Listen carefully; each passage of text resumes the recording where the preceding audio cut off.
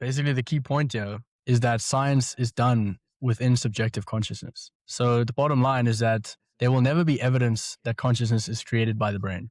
This is a philosophically true statement because consciousness is not an object and it is not physical and there is no causal link between the brain and consciousness. How can a non-object emerge out of an object or be an object? And the first and only given fact of experience and the methodology of science means that it will never be able to find it, because all of science is happening within consciousness in the first place. All thoughts, all perception ever, including science, is consciousness and is happening within consciousness. Okay?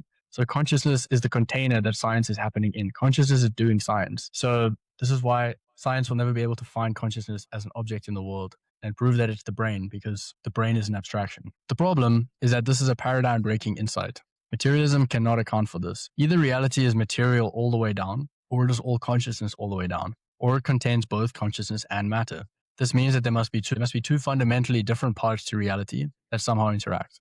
This dualist option says that reality is split into two fundamental different kinds of stuff, matter and consciousness, and they somehow interact. But that position collapses under its own weight. If the physical world is causally closed, then consciousness cannot affect anything physical, which makes it epiphenomenal, a powerless spectator. And if consciousness can affect the physical world, then physics is incomplete, and we need an explanation of where and how that causal influence enters the system. Either way, dualism fails to bridge the gap. It cannot explain how two ontological kinds with no shared properties could make contact.